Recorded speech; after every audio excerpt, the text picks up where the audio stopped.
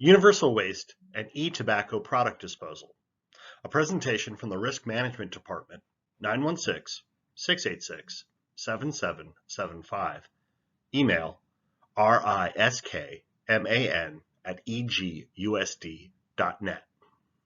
Learning objectives. Learn what universal waste is and how it differs from other hazardous waste streams.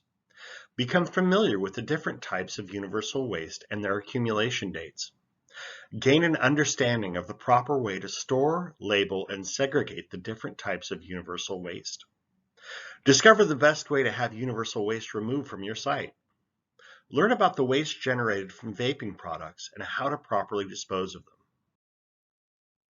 Common universal wastes. Batteries. Most batteries, alkaline, lithium, lead acid, NiCad, etc. This is due to toxic metals and/or corrosivity. Not auto-type batteries.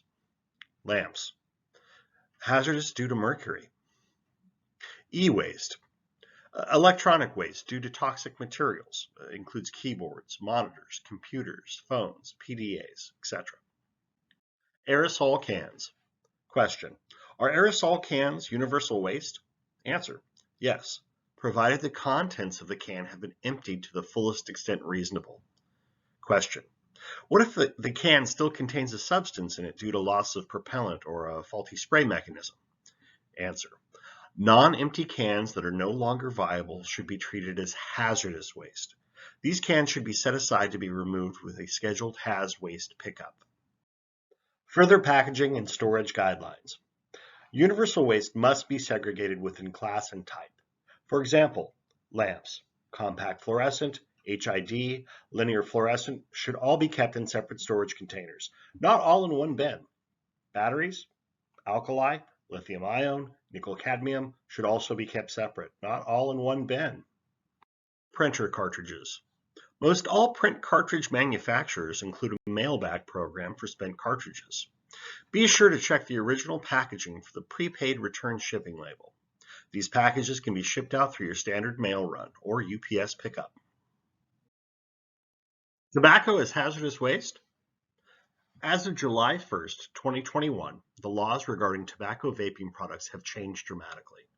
Historically, tobacco products were under the jurisdiction of the Food and Drug Administration, FDA. Recent legislation has changed that, and tobacco vaping products are now managed by the Department of Toxic Substance Control, DTSC. This was due to large amounts of discarded nicotine pods and vaping devices showing up in places such as waterways, sanitary sewers, and landfills. Nicotine, besides its addictive qualities, is also highly toxic in large amounts and can hurt the surrounding environment and wildlife, and vaping devices are typically powered by lithium or alkali battery systems.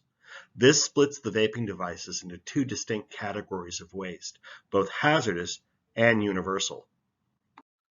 Tobacco is hazardous waste? The nicotine pods, both used and unused, are considered highly toxic hazardous waste.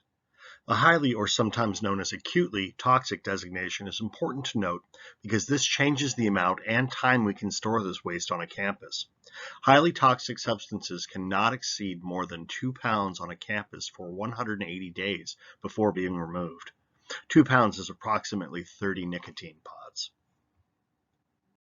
Vape product disposal. Both tobacco and cannabis vaping devices come in a variety of shapes and styles.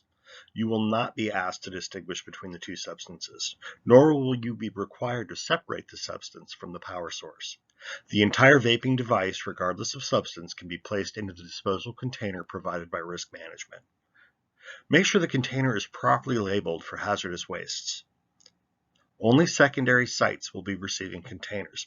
If vaping products are discovered at an elementary site for disposal, place in a secure location to give to your site supervisor for disposal. Universal waste labeling. Must be labeled on site. Needs to state universal waste and the type of waste, for example, batteries, lamps, etc. Labels should be able to document storage time, not to exceed 1 year. Containers should be designed to contain materials in case of spill or breakage.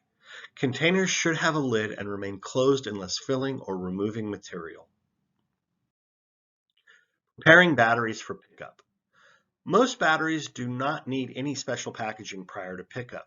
However, certain types of batteries do require the terminals to be taped down prior to storage or disposal. They are as follows. Lithium cell batteries, these are primary cell or button style batteries. Sealed lead acid batteries. 6-volt batteries, that includes alkali. 9-volt batteries, also including alkali.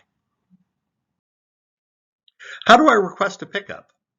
For batteries, lamps, aerosol cans, and hazardous wastes, contact Risk Management at 916-686-7775 or email Rob Teresi, R-T-E-R-E-S-I-I at egusd.net, or Mindy Richardson, M-A-R-I-C-H-A-R at egusd.net. For electronic waste such as computers, monitors, televisions, etc., contact the main warehouse at 916-686-7773 for instructions on how to surplus the equipment from your site.